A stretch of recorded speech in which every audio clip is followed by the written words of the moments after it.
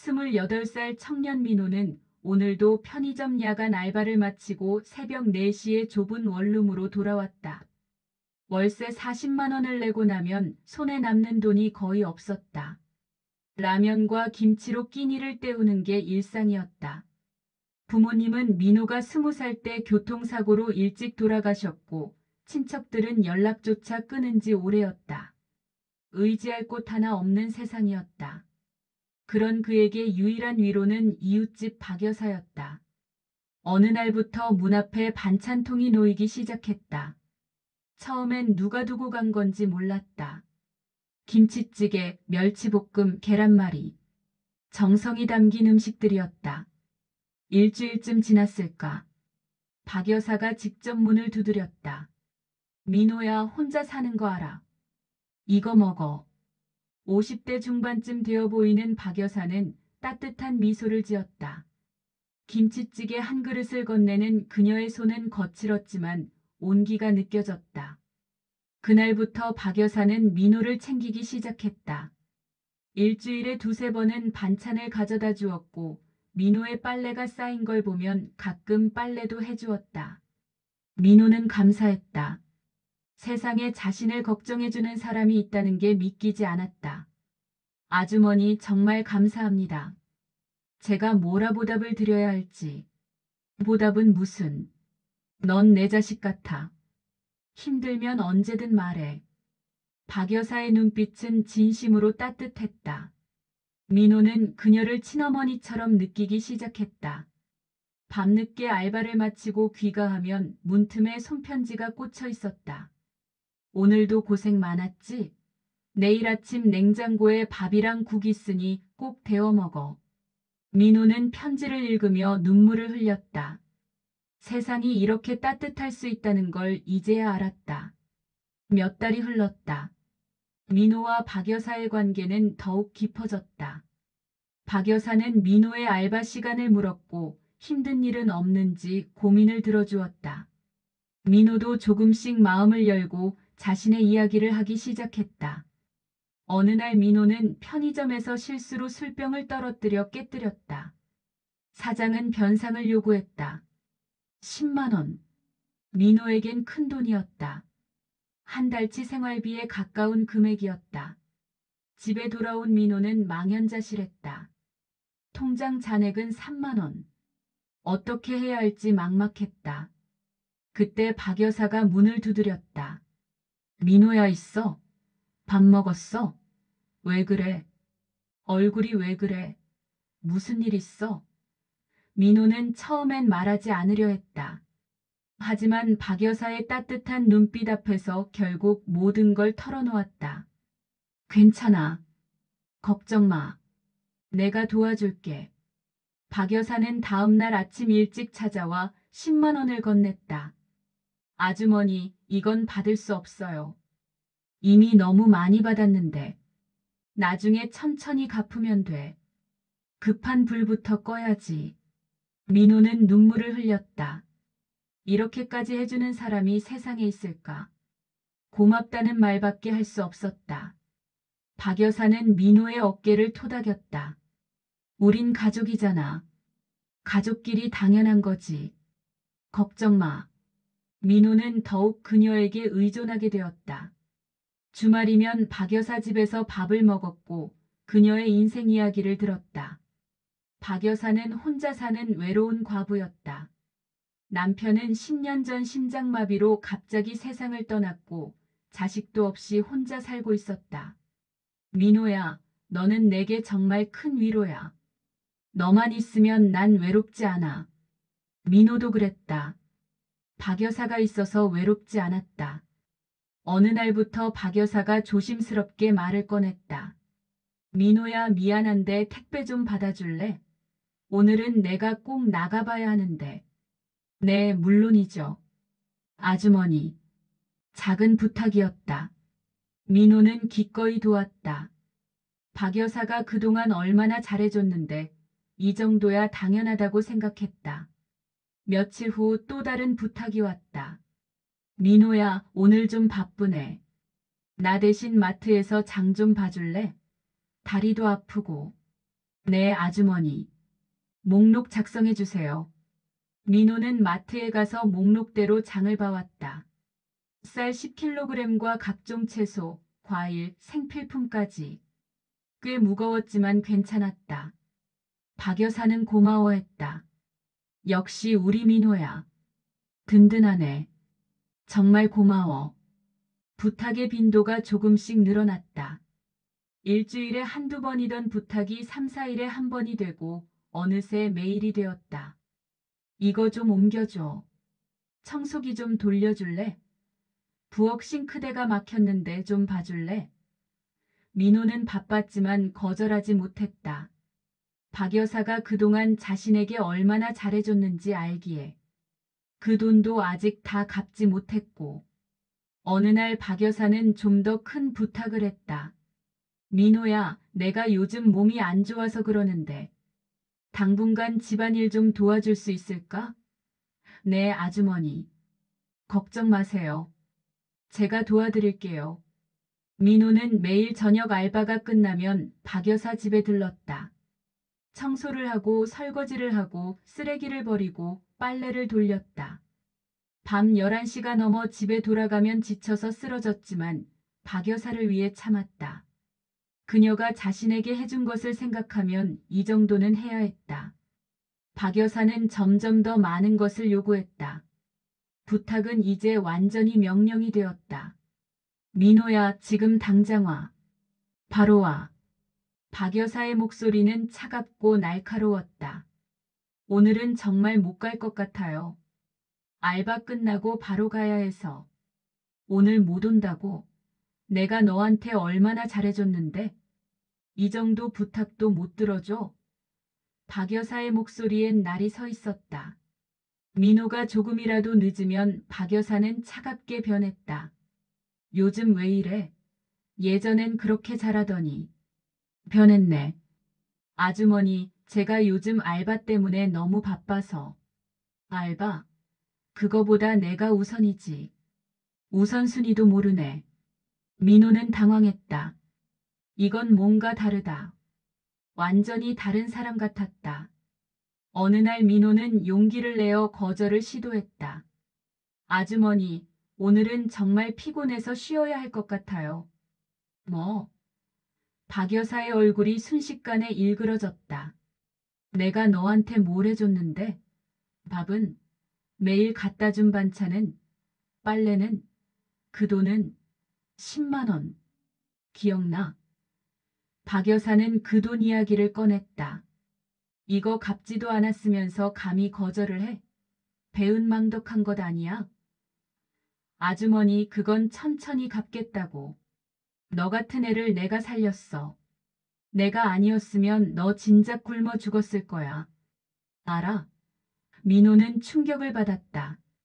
이 사람이 정말 박 여사가 맞나? 그렇게 따뜻하고 자상했던 그 여자가 이 정도도 못해주면 너는 완전히 배은망덕한 거야. 박 여사는 민호를 독하게 노려봤다. 민호는 할 말을 잃었다. 그날부터 모든 것이 완전히 달라졌다. 박 여사는 더 이상 친절하지 않았다. 빨리 해. 제대로 좀 해. 쓸모도 없게. 민호의 하루는 이제 새벽부터 시작됐다. 박 여사는 아침 7시면 어김없이 전화를 걸었다. 민호야, 지금 당장 와. 아침 준비해야지. 배고파. 민호는 제대로 잠도 못 자고 박 여사 집으로 향했다. 밥을 짓고 계란을 부치고 국을 끓이고 반찬을 내놓았다. 박 여사는 먹으면서 지적했다. 국이 싱겁네. 밥이 설익었어. 반찬이 시원찮네. 죄송합니다. 다음엔 더 잘할게요. 민호는 고개를 숙였다. 편의점 알바가 끝나면 또 전화가 왔다. 장봐와. 청소해. 빨래개. 이것저것 다 해. 민호는 자신의 집에 갈 시간도 제대로 없었다. 씻지도 못하고 잠도 제대로 못 잤다. 지쳐서 쓰러질 것 같았다. 어느 날 민호는 조심스럽게 말했다. 아주머니, 저 정말 좀 쉬어야겠어요. 몸이 안 좋아요. 뭐, 쉬다니. 내가 얼마나 힘든데. 박 여사는 감정적으로 폭발했다. 너는 절잖아. 나는 늙고 아픈 사람이야. 너 같은 젊은 애가 힘들다고. 하지만 아주머니, 저도 사람이에요. 내 처지에 내가 이렇게 도와주는 게 어디야? 감사할 줄 알아야지. 모욕이 본격적으로 시작됐다. 쓸모도 없는 게. 이것도 제대로 못하네. 내가 뭘 할 줄 아는 게 있어? 도대체 뭘 배웠길래 이 모양이야? 민호는 참았다. 어디 갈 곳도 없었다. 돈도 없고 집도 이곳뿐이었다. 박 여사는 마을 사람들 앞에서는 민호를 칭찬했다. 우리 민호가 나를 얼마나 잘 챙겨주는지 몰라요. 효자예요. 정말 착한 아이예요. 하지만 집안에서는 완전히 달랐다. 너 같은 거 내가 안 키웠으면 진작 거리에나 앉았어. 어느 날 박 여사는 민호에게 심부름을 시켰다. 민호야, 지갑 좀 가져와. 은행 가야 하는데 카드가 필요해. 민호는 자신의 지갑을 박 여사에게 건넸다. 박 여사는 무심코 지갑을 뒤적이며 카드를 찾았다. 그 순간 박 여사의 손이 딱 멈췄다.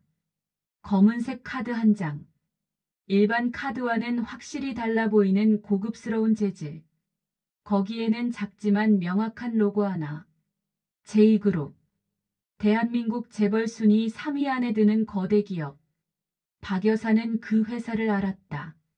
이 마을에도 제2그룹 백화점이 있었고 그녀는 평생 그곳 VIP 라운지를 동경했었다. 하지만 이 카드는 그 이상이었다. 이건 임원급 이상만 가질 수 있다는 전설의 전용 VIP 카드. 백화점은 물론 계열사 모든 곳에서 최상급 대우를 받는 카드. 왜?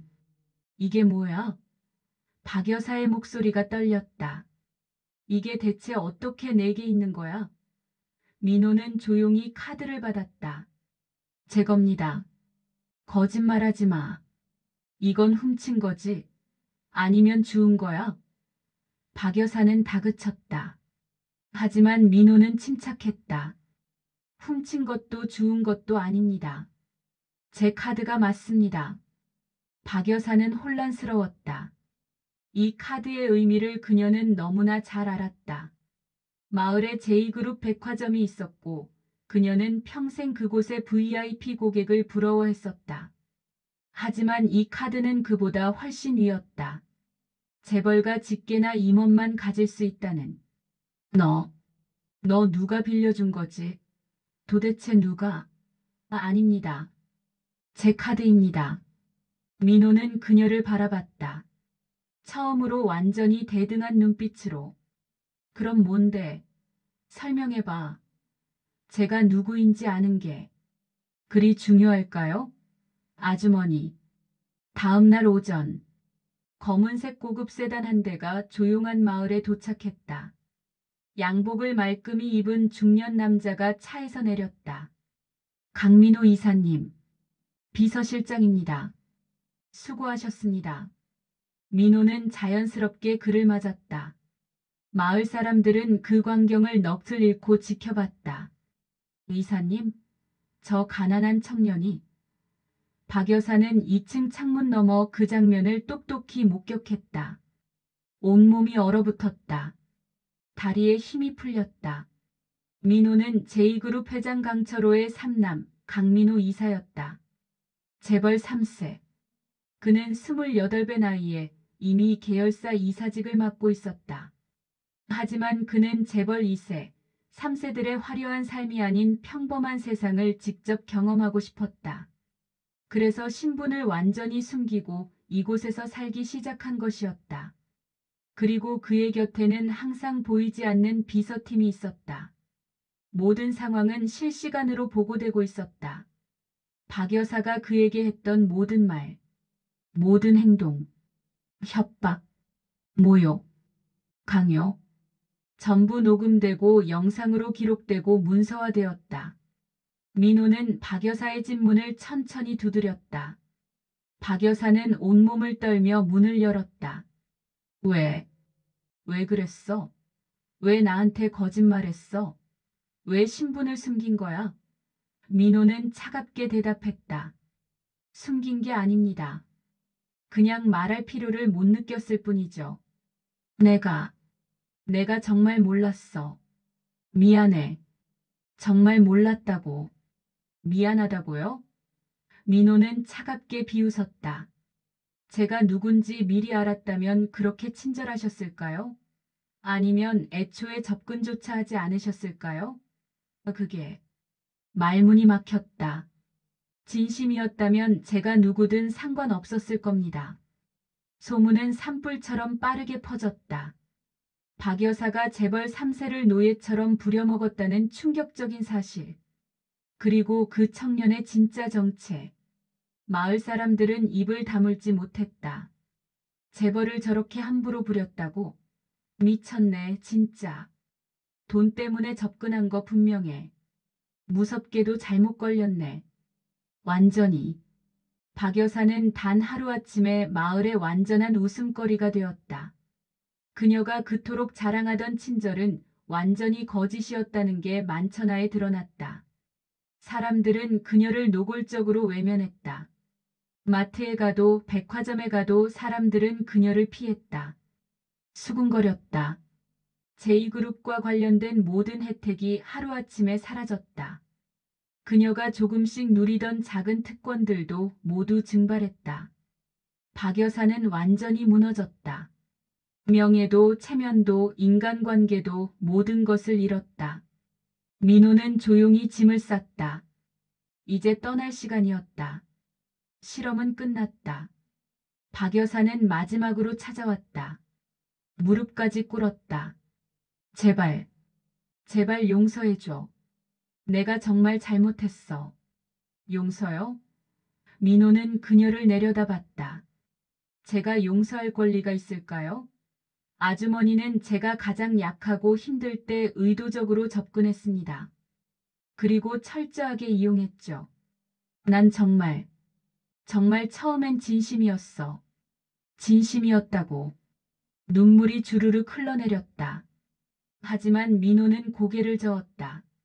진짜 진심은 대가를 바라지 않습니다. 진정한 친절은 조건이 없습니다.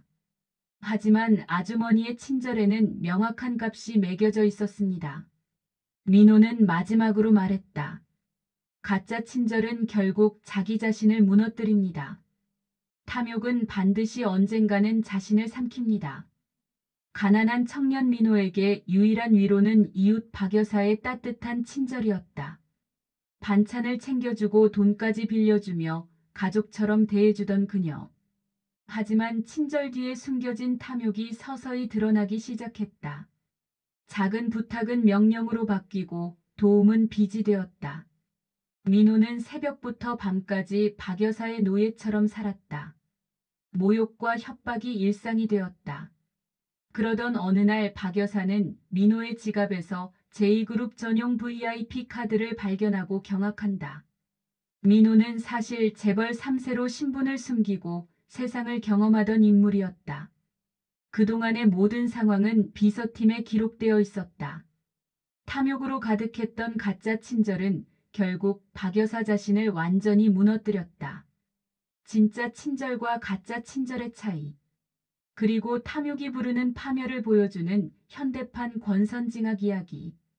여러분은 어떻게 생각하시나요? 진짜 친절과 가짜 친절, 어떻게 구분하시나요? 이런 반전 스토리가 좋으셨다면 좋아요와 구독 부탁드립니다. 다음 이야기도 기대해 주세요.